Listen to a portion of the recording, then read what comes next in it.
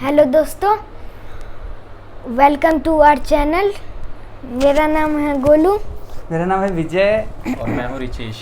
और आज जो हम वीडियो देखेंगे उसका टाइटल है India versus Pakistan case study, who is actual king in 2019। India Pakistan 1947 versus 2019। Okay. तो ये बेसिकली कंपैरिजन है 1947 से लेके 2019 तक का, जिसमें बताया गया इंडिया पाकिस्तान ने किस तरह से ग्रो किया क्या है, जर्नी रही है, क्या किस तरीके से किसने कितना ग्रो किया है, कितना किस आगे बढ़े फील्ड में और क्या है। और इस वीडियो को देख लेते हुए, लेकिन इससे पहले आपको इस वीडियो का जो एक्चुअल लिंक है, ओरिजिनल लिंक है, वो आपको हमारे डिस्क्रिप्शन में मिल जाएगा। तो वहाँ से आप जाके उनके चैनल को सब्सक्राइब कर सकते हैं। साथ में हमारे चैनल को भी सब्सक्राइब करना ना भूलें। तो चलिए जल्दी से देख लेते हैं वीडियो। इसके बाद गोलू आपको बताएंगे कि उनको कैसा लगा।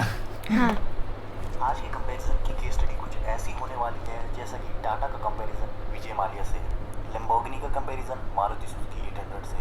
तो आप इस वीडियो को आखिरी तक जरूर देखिएगा। आप इस वीडियो को काफ़ी ज़्यादा एंजॉय करेंगे और काफ़ी सारी नॉलेज भी मिलेगी।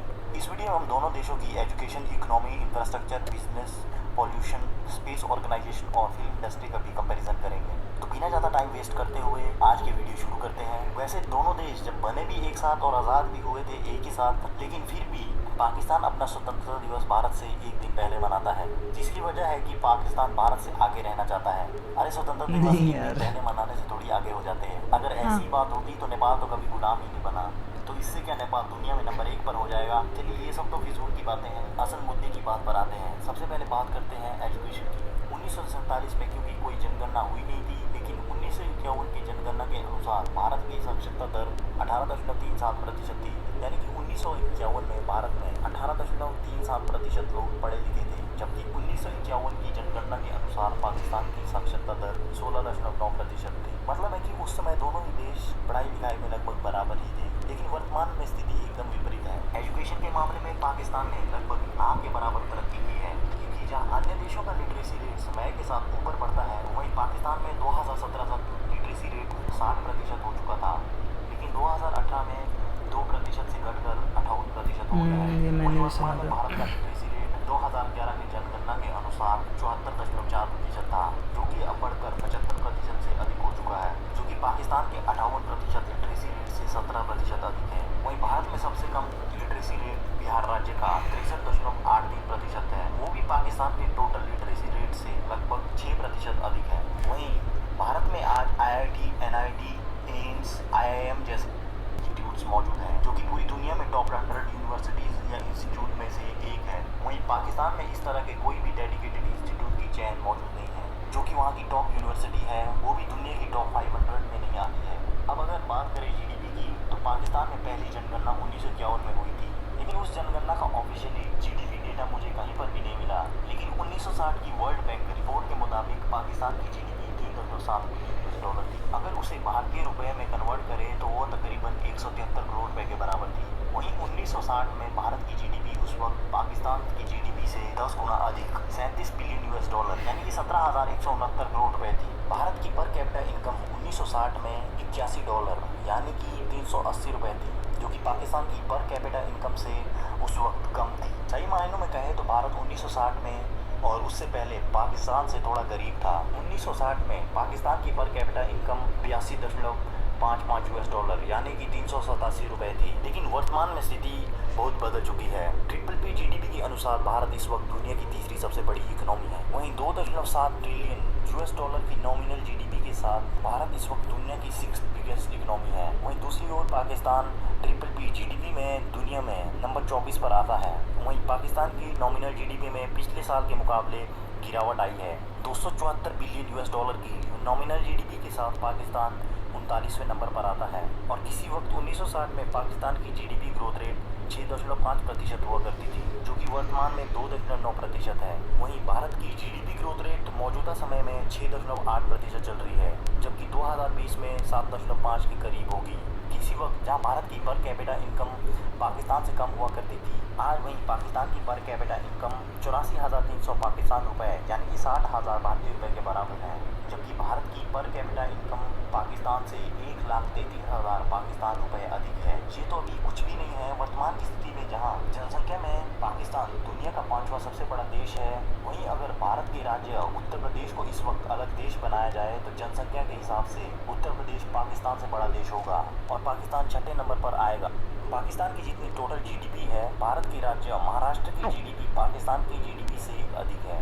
बाकी राज्यों की जीडीपी की कैलकुलेट करने की तो अभी ज़रूरत भी नहीं है, क्योंकि महाराष्ट्र की जीडीपी पाकिस्तान की जीडीपी से 156 बिलियन यूएस डॉलर अधिक है। वर्तमान में पाकिस्तान की स्थिति इतनी बदतर है कि आप उस चीज़ का अंदाज़ा इस बात से लगा सकते हो। फोर्ब्स मैगजीन के मुताबिक वर्ष 2018 में पाकिस्तान पर 95 बिलियन यूएस डॉलर यानी कि 6,75,000 करोड़ भारतीय रुपए और 15 लाख करोड़ पाकिस्तानी रुपए का कर्जा है। इसमें चाइना का कर्जा सबसे अधिक है। अगर पाकिस्तान जल्द ही इस कर्जे को नहीं चुका पाता है तो हो सकता है कि पाकिस्तान के कुछ हिस्से पर चाइना अपना कंट्रोल ले ले। इतना ही नहीं, पाकिस्तान की खस्ता हालत का अंदाज़ा आप इस बात से लगा सकते हो कि IMF मतलब है कि इंटरनेशनल मनी फंड से पाकिस्तान ने 6 बिलियन यूएस डॉलर यानी कि 42,625 करोड़ रुपए का लोन फिर से लिया है, जिस वजह से कि पाकिस्तान पर कर्जा और अधिक बढ़ चुका है और वो कर्जा अब 100 बिलियन यूएस डॉलर से भी अधिक का हो चुका है।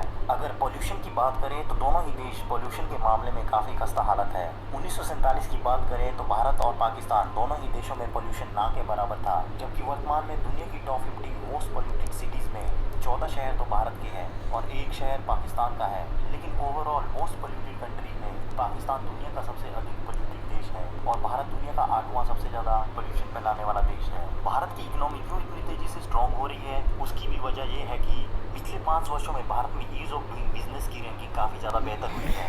ईज़ ऑफ डूइंग बिजनेस का मतलब होता है कि किसी देश में बिजनेस शुरू करना कितना आसान है। ये डिपेंड करता है कि आपकी इंफ्रास्ट्रक्चर कैसा है, आपका लॉ एंड ऑर्डर यानी कि कानून व्यवस्था कैसी है और आपका भौगोलिक स्थिति कैसी है यानी कि टेररिज्म जैसी कोई प्रॉब्लम तो नहीं है। तो इन सभी चीज़ों की मद्देनज़र रखते हुए जो रैंकिंग निकलती है उसे हम कहते हैं ease of doing business ranking. जैसा कि पिछले 5 वर्षों से भारत में मोदी गवर्नमेंट द्वारा मेक इन इंडिया का नारा चला है और उसके अंतर्गत भारत में बिजनेस के लिए लाइसेंसिंग पेपर वर्क काफ़ी ज़्यादा आसान हो चुका है और भारत में काफ़ी ज़्यादा नया इंफ्रास्ट्रक्चर भी तैयार किया गया है। इस तरह के स्टेप्स की बदौलत जहाँ 2014 में भारत की ईज़ ऑफ डूइंग बिजनेस की रैंक 142 थी, वहीं 2015 में सुधर कर 130 हो गई और 2016-17 में 100 और वर्तमान में 77 पर पहुंच चुकी है। यानी कि भारत ने इस मामले में काफ़ी ज़्यादा तरक्की की है, जबकि पाकिस्तान का इंफ्रास्ट्रक्चर इतना ज़्यादा दुरुस्त ना होने की वजह से और लगातार आतंकवादी गतिविधियों के चलने की वजह से पाकिस्तान में ईज़ ऑफ डूइंग बिजनेस की रैंक 136वें नंबर पर है, जो कि काफ़ी ज़्यादा नीचे है। वहीं भारत की रैंकिंग 77 है।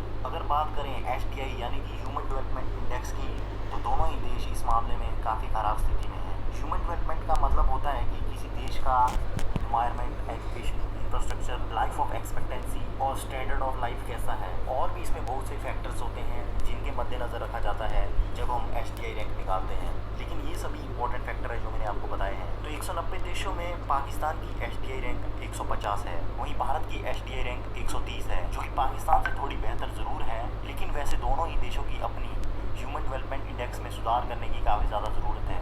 अब अगर बात करें डिफेंस की, तो दोनों देशों में कोई मुकाबला नहीं है, क्योंकि भारत इस वक्त दुनिया की 4th most powerful defence country है, जिसके बाद दुनिया की दूसरी सबसे बड़ी army, 4th most powerful air force और 7th मोस्ट पावरफुल नेवी मौजूद है। वहीं पाकिस्तान डिफेंस के मामले में भारत से कोसों दूर है। पाकिस्तान मोस्ट पावरफुल कंट्रीज़ की लिस्ट में 15 पोजीशन पर आता है, यानी कि 15वें नंबर पर आता है। दोनों ही देशों के पास न्यूक्लियर वेपन्स भी मौजूद है, हालांकि भारत के पास 130 से 140 और पाकिस्तान के पास भारत से 15 से 20 न्यूक्लियर वेपन्स अधिक हैं। 2019 से 2020 का भारत का डिफेंस बजट दुनिया का 4th बिगेस्ट डिफेंस बजट है, 61.96 बिलियन यूएस डॉलर यानी कि 4,31,000 करोड़ रुपए है। वहीं पाकिस्तान की छोटी और खस्ता इकोनॉमी होने के बावजूद वहाँ की सरकार रक्षा बजट बढ़ाने में लगी हुई है। पाकिस्तान गवर्नमेंट इस वक्त अपनी GDP का 4.5% डिफेंस पर खर्च कर रही है, यानी कि पाकिस्तान भारत से 2 गुना से भी अधिक खर्चा कर रहा है डिफेंस पर अपनी GDP का। फिर भी वहाँ का रक्षा बजट मात्र 11.4 बिलियन यूएस डॉलर है, यानी कि तकरीबन 80,000 करोड़ है, जो कि भारत के रक्षा बजट से 5 गुना कम है। अब आप यहाँ देख रहे होंगे कि अपनी GDP का 4.5% खर्चने के बावजूद भी पाकिस्तान का रक्षा बजट भारत से 5 गुना कम है, जबकि अगर भारत ने अपनी GDP का 4.5% खर्च कर लिया होता रक्षा बजट पर, तो शायद दुनिया का दूसरा सबसे बड़ा डिफेंस बजट आज भारत का होता। 1947 में जहाँ भारत की 60 से 70% आबादी गरीब थी, वहीं 2019 में भारत दुनिया का नंबर 1 मिल्क प्रोड्यूसर देश है, दुनिया का दूसरा सबसे अधिक चावल, गेहूं और आलू उत्पादन देश है। वहीं भारत दुनिया का सबसे अधिक गन्ना उत्पादन देश भी है। भारत में जहां 1947 में चलने के लिए रास्ते भी नहीं थे, आज भारत के पास दुनिया का तीसरा सबसे बड़ा रेलवे नेटवर्क सिस्टम है, जिसमें कि भारत की 12,000 से अधिक ट्रेन हर दिन 2 करोड़ 22 लाख लोगों को उनकी मंजिलों तक पहुंचाती है। जितने पैसेंजर्स को पाकिस्तान पूरे साल में ट्रेन से ट्रेवल करवाती है, उतने पैसेंजर तो भारत का रेलवे 2.5 दिन में ट्रेवल करवा देता है। स्टार्टअप्स के मामले में भारत इस वक्त दुनिया में नंबर 2 पर आता है, जहां भारत में 6,701 से भी अधिक स्टार्टअप्स चल रहे हैं। वहीं पाकिस्तान में स्टार्टअप्स और एंटरप्रेन्योर जैसी एनवायरमेंटल का माहौल ही नहीं है। पाकिस्तान में इस वक्त मात्र 181 स्टार्टअप्स ही चल रहे हैं, जो कि भारत से 37 गुना कम है। दुनिया में सबसे सस्ता 4G इंटरनेट इस वक्त भारत में ही है, जहां भारत में 149 रुपये में 1.5 GB डेटा पर डे के हिसाब से मिलता है और अनलिमिटेड वॉइस कॉल 28 डेज के लिए मिलती है। वहीं पाकिस्तान में 149 रुपये में 30 दिनों के लिए मात्र 500 MB डेटा मिलता है, जबकि भारत में वहाँ के मंथली डेटा से 3 गुना अधिक डेटा एक दिन में ही ऑफर किया जाता है। अब बात करते हैं स्पेस ऑर्गेनाइजेशन की, जो कि इस वीडियो में मेरा फेवरेट पार्ट है। असल में स्पेस ऑर्गेनाइजेशन में भारत और पाकिस्तान का कोई मुकाबला नहीं है, क्योंकि भारत की स्पेस ऑर्गेनाइजेशन कई मामलों में USA के नासा से भी आगे हैं। ये कंपैरिजन कुछ ऐसा होगा जैसे कि किसी साइकिल का कंपैरिजन किसी सुपरसोनिक जेट से। अगर 1947 की बात कर लें तो दोनों देशों के पास कोई भी स्पेस ऑर्गेनाइजेशन नहीं थी, लेकिन पाकिस्तान ने भारत से 8 वर्ष पहले 1961 में चाइना की मदद से एक स्पेस ऑर्गेनाइजेशन यानी कि स्पार्को नाम की एक स्पेस ऑर्गेनाइजेशन शुरू की थी। 1962 में पाकिस्तान ने रहबार नाम का भी एक रॉकेट लॉन्च कर लिया था, जबकि भारत की स्पेस ऑर्गेनाइजेशन उस वक्त तक एग्जिस्ट भी नहीं करती थी। लेकिन 1969 को भारत ने अपनी स्पेस ऑर्गेनाइजेशन शुरू की और 1975 में भारत ने आर्यभट्ट नाम का अपना पहला सैटेलाइट लॉन्च किया था, जिसे लॉन्च करने में रशिया ने हमारी काफ़ी मदद की थी। और 1980 में भारत ने रोहिणी 1 नाम का पूर्ण स्वदेशी टेक्नोलॉजी से बना हुआ सैटेलाइट लॉन्च किया था और उसके बाद से तो इसरो ने कभी भी पीछे मुड़कर नहीं देखा। जहां पाकिस्तान 1962 से अभी तक 3 से 4 सैटेलाइट ही लॉन्च कर पाया है, जिन्हें लॉन्च करने में भी चाइना ने उसकी मदद की है। वहीं दूसरी ओर भारत के इसरो ने ऐसे कई सफलतापूर्ण मिशन किए हैं जिन्हें कोई और देश भी नहीं कर पाया है। 2008 में भारत के चंद्रयान 1 ने चांद पर पहली बार पानी की खोज की थी। वर्ष 2013 को भारत ने अपना पहला मार्स मिशन लॉन्च किया, जो कि 2014 में सक्सेसफुली मार्स के ऑर्बिटल में पहुंच चुका था। इस मिशन के साथ ही मार्स पर पहुंचने वाला भारत दुनिया का चौथा और एशिया का पहला ऐसा देश बन गया था। और भारत ने अपने पहले अटेम्प्ट में ही मार्स मिशन को सक्सेसफुली लॉन्च किया था और ऐसा करने वाला भारत दुनिया का पहला ऐसा देश बन गया था जिसने कि मात्र 450 करोड़ में ये सैटेलाइट मार्स पर पहुंचाई हो। 2017 में भारत ने 104 सैटेलाइट लॉन्च कर वर्ल्ड रिकॉर्ड बना दिया था और एक साथ सबसे अधिक सैटेलाइट लॉन्च करने में भारत अब नंबर 1 पर आता है। 2019 में हाल में ही भारत ने चंद्रयान 2 लॉन्च किया है, जिसमें कि सैटेलाइट सक्सेसफुली चांद के ऑर्बिटल में पहुंच चुका है और हमें यकीन है कि चंद्रयान 2 का लैंडर और रोवर भी सक्सेसफुली मून पर लैंड कर जाएंगे। और 2022 तक भारत गगनयान नाम की स्पेस शटल में 3 एस्ट्रोनॉट को स्पेस में भेजने की तैयारी में है। इतना ही नहीं, 1999 में जब कारगिल वॉर में भारत को नेविगेशन सिस्टम की ज़रूरत थी तो USA ने अपना नेविगेशन सिस्टम देने से मना कर दिया था और भारत को उस वक्त इसराइल ने अपना नेविगेशन सिस्टम दिया था। तो उस वक्त नेविगेशन सिस्टम की कमी को देखते हुए 2013 में भारत ने अपना नेविगेशन सैटेलाइट लॉन्च किया था और आज भारत के पास अपना नेविगेशन सिस्टम भी मौजूद है और वो इतना सटीक है कि ज़मीन पर खड़ी किसी गाड़ी की नंबर प्लेट तक को पढ़ सकता है। लेकिन वहीं पाकिस्तान के पास अभी इतनी भी टेक्नोलॉजी नहीं है जो खुद से एक सैटेलाइट भी लॉन्च कर सके। तो दोस्तों, आज के लिए इस वीडियो में बस इतना ही। अगर आपको वीडियो पसंद आई हो तो इस वीडियो को लाइक और शेयर ज़रूर करिएगा। उम्मीद है कि दोनों देशों के नागरिक अपने देश को आगे बढ़ाने के लिए अपनी पूरी दिलोजान से कोशिश करेंगे। अपने अपने देशों पर आप लोगों की क्या राय है, प्लीज़ कमेंट में लिखकर जरूर। गाइस, अगर बात करें आज की वीडियो में तो बहुत मतलब पूरा 1947 से लेके 2019 तक का जो पूरा हुआ है इंडिया पाकिस्तान में, हाँ। जो चीज़ें हैं उसको कंपेयर किया है। कुछ चीज़ों से मैं एग्री नहीं करता इस वीडियो में, ठीक है, बट मोस्टली बातें जो थी, मोस्टली क्या 90% बातें जो बिल्कुल सही बात है कि इंडिया के और पाकिस्तान की जहाँ तक कंपैरिजन की बात आती है तो पहली बात तो ये मेरे को कंपैरिजन ही सही नहीं लगती, क्योंकि इंडिया एक बहुत बड़ा मुल्क है यार, बहुत बड़ा मुल्क है, बहुत बड़ी आबादी है, बहुत सारे लोग हैं और मतलब जो ये बात सही है कि इंफ्रास्ट्रक्चर भी इंडिया का काफ़ी बेहतर है। तो इंडिया का पाकिस्तान से कंपैरिजन वैसे भी नहीं बनता है, बट ये कहना कि मतलब पाकिस्तान बिल्कुल ही पिछड़ा हुआ है ये हम नहीं मानते हैं। कुछ चीज़ों में है पाकिस्तान आगे है, कुछ चीज़ों में अभी वो मेहनत कर रहे हैं और शायद और आगे आएँ, जहाँ पे अभी हैं उससे तो आगे आएंगे। ऑब्वियस सी बात है। देखो, स्टार्टिंग के पॉइंट से बात करें कि इन्होंने बोला कि 14 अगस्त को एक दिन पहले I mean independence day celebrate किया जाता है पाकिस्तान में, तो उनका जो उन्होंने फैक्ट्स बताया वो सही फैक्ट नहीं है, क्योंकि मैंने जहाँ तक पढ़ा है, क्योंकि लीगली ये काम पेपर वर्क जो है पहले हुआ था पाकिस्तान का हुआ, ठीक है। जो तो ब्रिटिशर्स थे उन्होंने पहले उनके जो डॉक्यूमेंट थे उन पे साइन किए थे, तो ऑफिशियली वो एक दिन पहले हमसे आज़ाद हुए हैं। तो ऐसा नहीं है कि वो जानबूझ के एक दिन पहले मनाते हैं। तो ये थोड़ा गलत था कि मतलब वो आगे निकलना चाहते हैं। इसलिए मैं कहता कि कुछ ऐसे थे जिससे मैं एग्री नहीं करता। उनमें एक और चीज़ थी जो मेक इन इंडिया बताया गया था, उस पर भी मैं एग्री नहीं करता कि मेकिंग इंडिया के इंडिया में कोई खास रोल रहा नहीं है, ठीक है।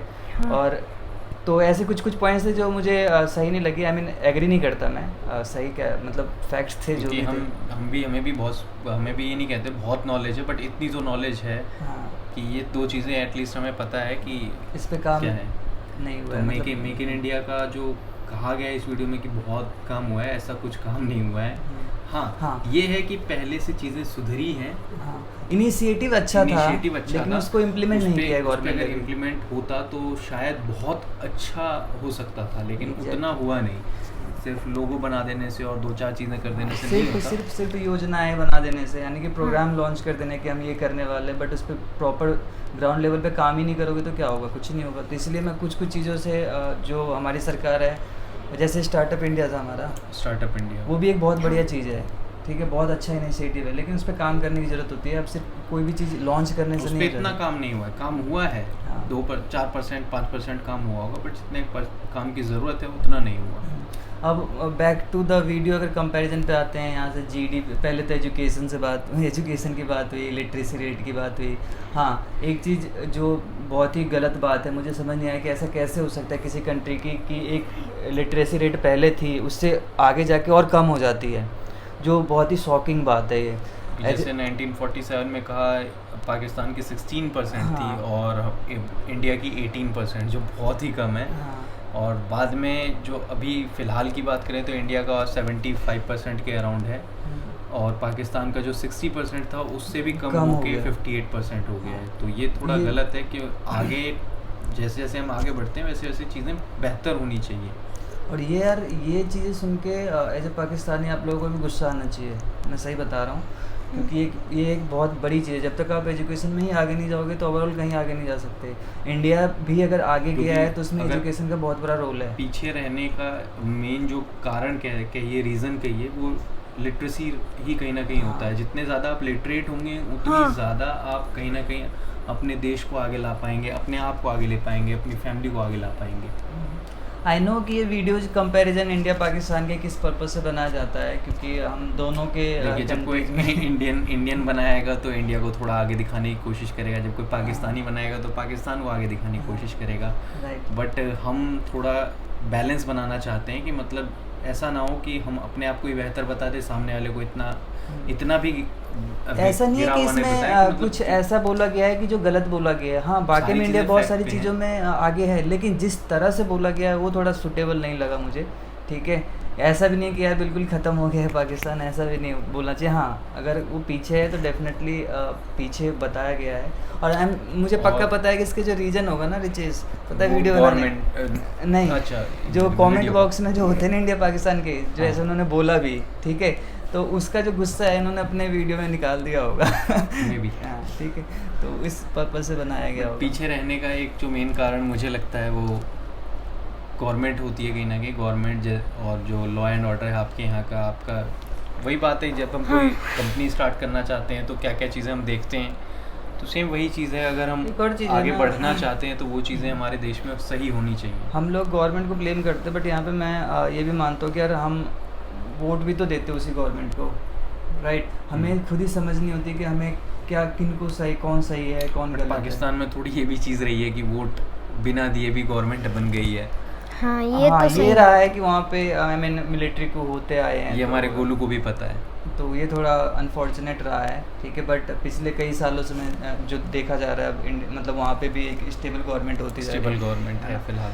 क्योंकि पॉलिटिकली स्टेबिलिटी जो है बहुत ज़रूरी है किसी कंट्री के लिए। अगर आप चाहते हैं कि आपके देश में कोई भी फॉरेन इन्वेस्टमेंट आए, कोई मतलब बड़ी बड़ी कंपनी आए। हाँ, ये जो टॉप यूनिवर्सिटी है हाँ। उसमें जो बिल्डिंग वगैरह है हम्म। वो मुझे बहुत अच्छी लगी। हाँ वो टॉप अगर बात करें यूनिवर्सिटीज़ हाँ। या फिर इंस्टीट्यूट्स की मतलब एजुकेशनल इंस्टीट्यूट्स वगैरह की, तो उनमें भी हाँ इंडिया में बहुत है, IIT जो कि बहुत बड़ी बड़ी यूनिवर्सिटी है, और इसी तरह की यूनिवर्सिटी डेफिनेटली होगी पाकिस्तान में भी। हाँ भले ही ग्लोबल लेवल पे उनका रैंक इतना अच्छा ना हो, लेकिन ज़रूरत है कि उसको और अच्छा करने की और उसपे इस थोड़ा तरफ सा ध्यान मेहनत देने करने की। की। हाँ तो ये सब चीज़ें बिल्कुल सही बात है। और रही बात, मैं स्पेस ऑर्गेनाइजेशन के कंपैरिजन की बात करूँ, सुपार्को जो पाकिस्तान का है, देखो बहुत जगह ऐसा भी, बहुत मोमेंट्स ऐसे भी आए जहाँ पे पाकिस्तान इंडिया से बहुत आगे था, लेकिन वहाँ पे गलती पाकिस्तान की खुद की थी कि उन्होंने उस तरफ ध्यान ही नहीं दिया।